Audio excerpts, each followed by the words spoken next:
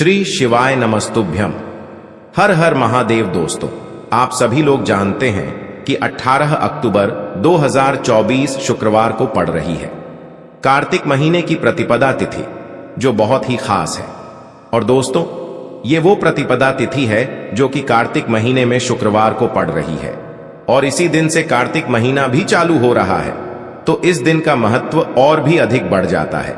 और दोस्तों, इसी दिन किया जाने वाला पंडित जी द्वारा बताया गया एक लाल फूल और एक सफेद फूल वाला उपाय आप लोगों को जरूर करना चाहिए, क्योंकि दोस्तों ये एक ऐसा उपाय है जो कि हर दिन नहीं किया जाता। कार्तिक महीने में जो प्रतिपदा तिथि आती है उसी दिन किया जाता है। अगर आप लोगों ने इस उपाय को नहीं किया है या किसी कारणवश नहीं कर पाए हो तो इस दिन इस उपाय से मत चूकना। दोस्तों देखिए, ये दिन इतना खास होता है, इतना महत्वपूर्ण होता है। देखा गया है कभी कभी बड़े बड़े पूजा पाठ अनुष्ठान से जो मनोकामना पूर्ण नहीं होती है, वह शुक्रवार के दिन एक छोटे से उपाय करने से ही आपकी मनोकामना पूर्ण हो जाती है। और बहुत सारे लोगों ने इस उपाय को किया भी है और उनको इस उपाय को करने का फल भी जरूर मिला है। अगर आप लोग भी इस उपाय को इस शुक्रवार के दिन करना चाहते हैं तो आप इस उपाय को पहले अच्छे से समझ लेना, सुन लेना, उसके बाद करना। आपको इस उपाय का फल जरूर मिलेगा, आपकी सभी मनोकामनाएं पूरी हो जाएंगी। दोस्तों, हम आपको यहां पर बता दें कि यह जो एक लाल फूल और एक सफेद फूल वाला उपाय है, ये उपाय पंडित जी ने अपनी अभी की शिव महापुराण की कथा में ही बताया है। और इस उपाय को करने से आपके घर में चाहे किसी भी प्रकार की दुख और समस्या क्यों ना चल रही हो, आपको उसका कारण भी नहीं पता है कि भाई ये समस्या किस कारण से चल रही है। उसका कुछ भी कारण हो सकता है, जैसे पितृदोष हो सकता है, काल सर्प दोष हो सकता है, या किसी भी तरह का मंगल दोष भी हो सकता है। और भी बहुत तरह के दोष होते हैं, कुछ भी हो सकता है।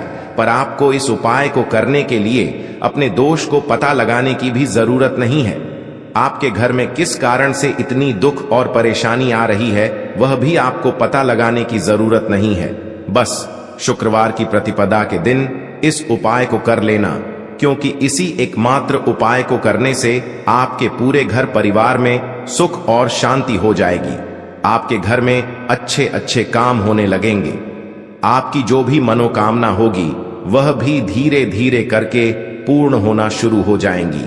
अब हम समझते हैं इस एक लाल फूल और एक सफेद फूल वाले उपाय को आपको करना कैसे है, किसको करना है, किस समय करना है और कैसे करना है। देखो, उपाय बिल्कुल आसान है, बस समझने वाली बात है।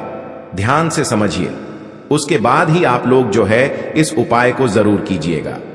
सबसे पहली चीज हम लोग ये समझते हैं कि इस एक लाल फूल और एक सफेद फूल वाले उपाय को इस आने वाले शुक्रवार के दिन किसको करना है। तो देखिए, इस उपाय को घर के सभी सदस्यों को करने की बिल्कुल भी जरूरत नहीं है।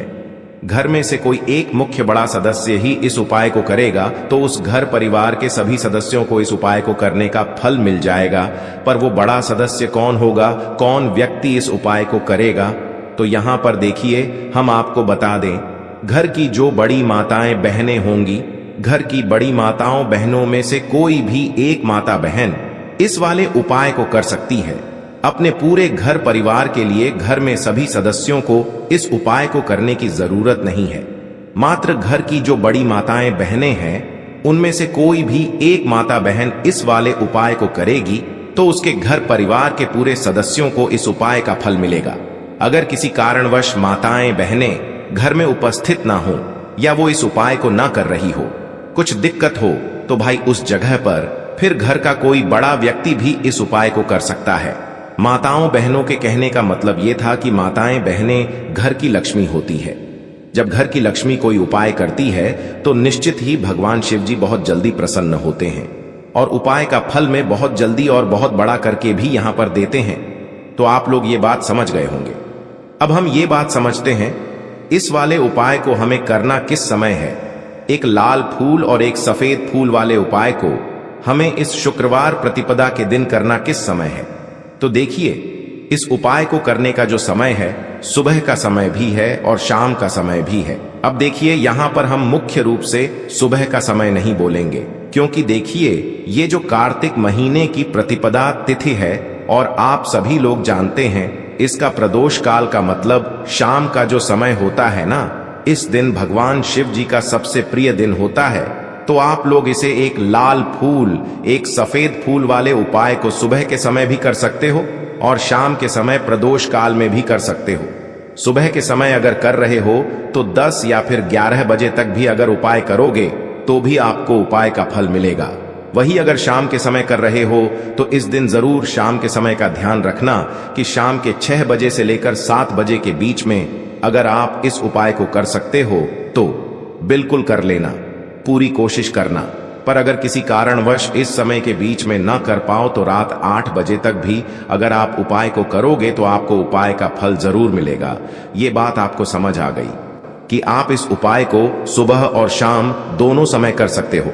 मतलब करना आपको एक ही समय है, घर में से किसी एक ही बड़े व्यक्ति को करना है, पर एक ही बार इस उपाय को करना है, दोनों समय नहीं करना है।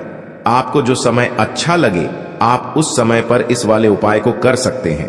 तो चलिए जानते हैं इन विशेष उपायों के बारे में। लेकिन उससे पहले जो भी मेरे भाई मेरी प्यारी बहनें आज चैनल पर पहली बार आए हैं या मेरी आवाज आज पहली बार सुन रहे हैं, अगर आप भी महादेव के सच्चे भक्त हैं तो वीडियो को लाइक और चैनल को सब्सक्राइब जरूर कर लें और कमेंट बॉक्स में लिखे हर हर महादेव, ओम नमः शिवाय।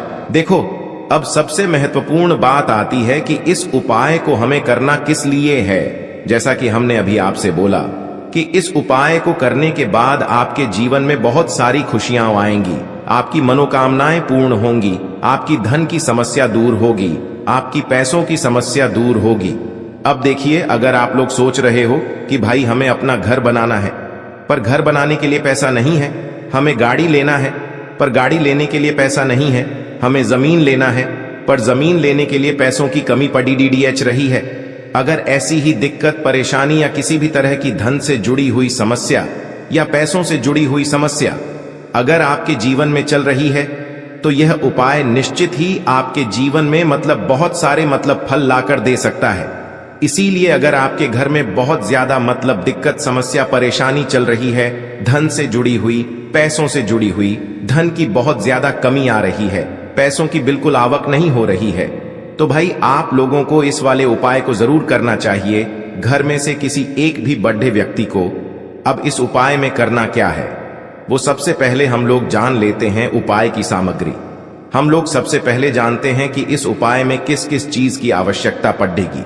तो देखिए, उपाय का नाम तो एक लाल फूल और एक सफेद फूल वाला उपाय है, पर इस उपाय में कुल मिलाकर 4 सामग्री हमें लगने वाली है, जो कि पंडित जी ने खुद सीहोर वाली कथा में बताया है।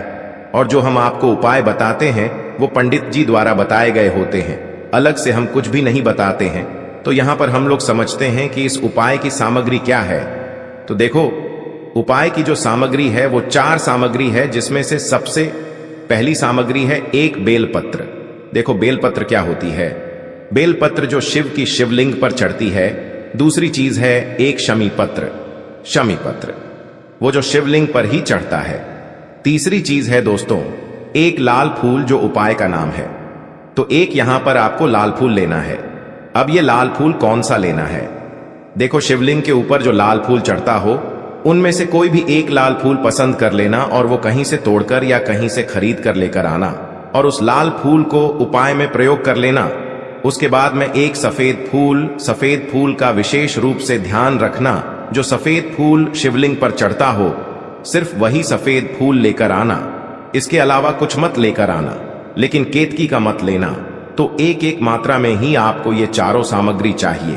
एक बेलपत्र, एक शमी पत्र, एक लाल फूल और एक सफेद फूल। ये चारों सामग्री आप लोग तैयार करके रख ले।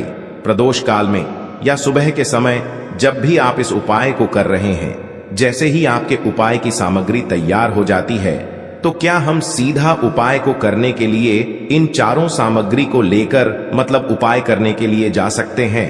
नहीं, तो यहां पर आपको इस बात का ध्यान रखना है कि हम भगवान शिव जी को प्रसन्न करने के लिए तो जा रहे हैं, हम अपनी मनोकामना को पूर्ण करवाने के लिए तो जा रहे हैं, पर हमें ये दर्शाना बिल्कुल भी नहीं है कि हम सिर्फ अपने फायदे के लिए भगवान शिव जी के मंदिर में आए हैं। इसलिए हम इस उपाय को करने के साथ साथ में भगवान शिव जी की पूजन अर्चना के लिए कुछ सामग्री भी जरूर लेकर जाएंगे। जैसे कि सुबह के समय अगर आप उपाय को कर रहे हो, इस एक लाल फूल और एक सफेद फूल वाले उपाय को, तो भाई सुबह के समय आपको एक लोटा जल लेकर जाना है। जो लोग प्रतिदिन शिव जी के मंदिर जाते हैं, पूजन अर्चना करते हैं, जल चढ़ाते हैं, फूल बेलपत्र सब कुछ चढ़ाते हैं, भाई वो अपनी पूजन अर्चना वैसी की वैसी ही करना। बाकी जो सिर्फ उपाय को करने के लिए जा रहा है, जो कुछ भी लेकर नहीं जा रहा है, उसे कम से कम एक लोटा जल अपने घर से जरूर भर कर लेकर जाना। अगर आप उपाय को कर रहे हो, है ना, क्योंकि इस वाले उपाय को आप भगवान शिव जी की पूजन अर्चना करने के बाद ही करना।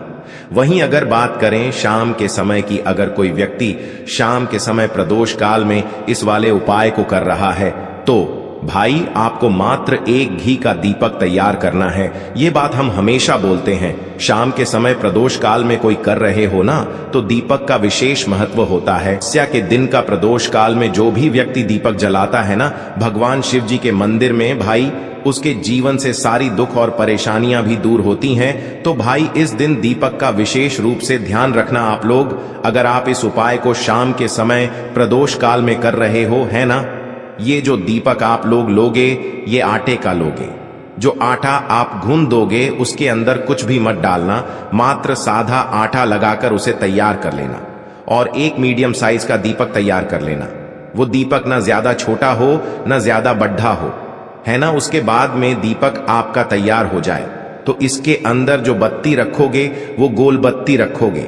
देखो गोल बत्ती भी दो तरह की होगी, एक बाजार की और एक घर वाली।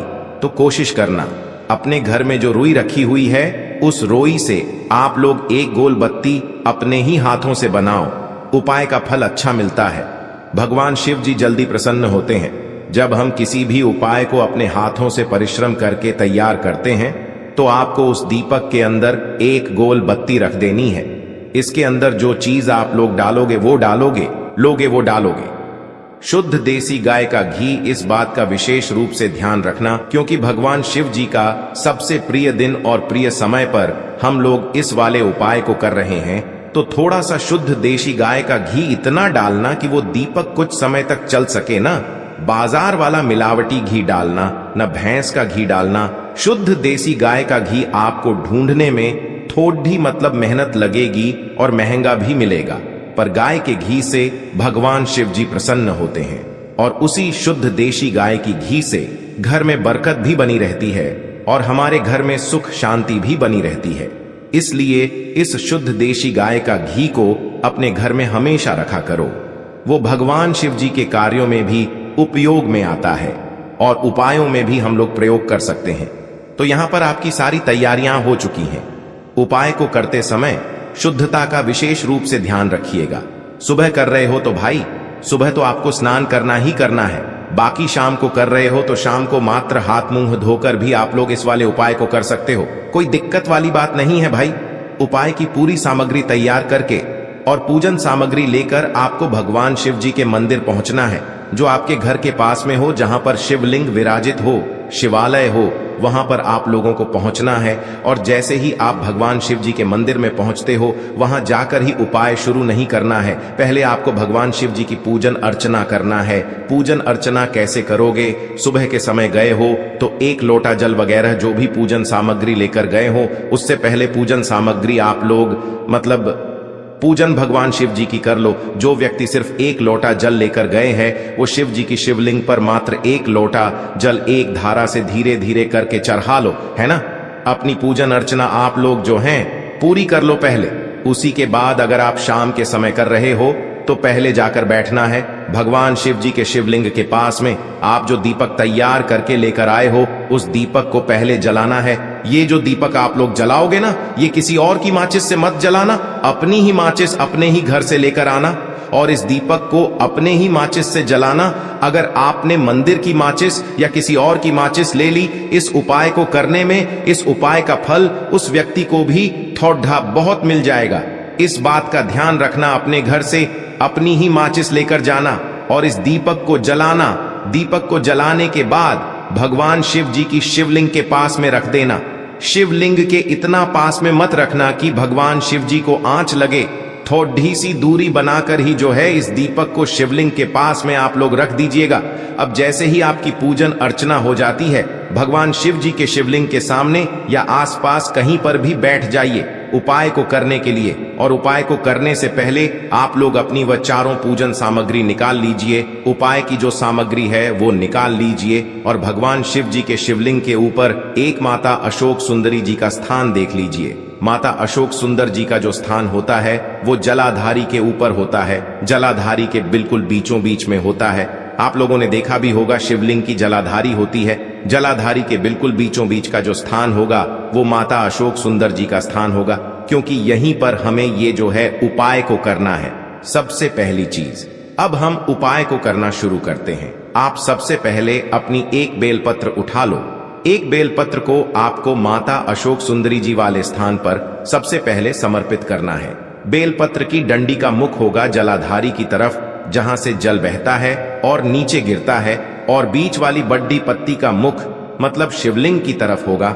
इस तरीके से आपको इस बेलपत्र को माता अशोक सुंदरी जी वाले स्थान पर समर्पित कर देना है। उसके बाद में अपनी एक शमी पत्र उठा लो जो आप उपाय के लिए लेकर आए हुए हो। शमी पत्र को उठाकर शमी पत्र की भी जो डंडी का भाग होगा वो जलाधारी की तरफ करके जहां से जल बहता है नीचे गिरता है उस तरफ करके, और पत्ती वाला भाग शिवलिंग की तरफ करके इस शमी पत्र को भी उस बेल पत्र के ऊपर आपको समर्पित कर देना है। समर्पित करने के बाद अब आप ले लो अपना एक लाल फूल जो आप उपाय को करने के लिए लेकर आए हुए हो। इस लाल फूल का जो खिला हुआ भाग होगा, चाहे वो गुलाब का फूल हो चाहे कोई सा फूल जो शिवलिंग पर चढ़ता हो, भाई उस फूल का जो खिला हुआ भाग होगा वो शिवलिंग की तरफ होगा। बाकी जो पीछे का भाग होगा फूल का वो जलाधारी की तरफ जहां से जल बहता है नीचे गिरता है उस तरफ होगा। और आखिरी में आपका जो एक सफेद फूल बचा हुआ है, इस सफेद फूल को भी आपको लेना है और सफेद फूल का जो खिला हुआ भाग होगा वो शिवलिंग की तरफ होगा, जहां पर शिवलिंग रखा हुआ है उस तरफ होगा, और डंडी का भाग जलाधारी के पीछे की तरफ हो जाएगा। मतलब जो जहां से जल बहता है और नीचे गिरता है। जब आप लोग एक बेलपत्र, एक शमी पत्र और एक लाल फूल, एक सफेद फूल चढ़ा रहे हो तो उस समय आप लोगों को कांता भगवान या कांता चक्र का नाम लेते हुए ही जो है इस उपाय को करना है, और भगवान शिव जी और नारायण जी का स्मरण करते हुए ही इस उपाय को आपको करना है।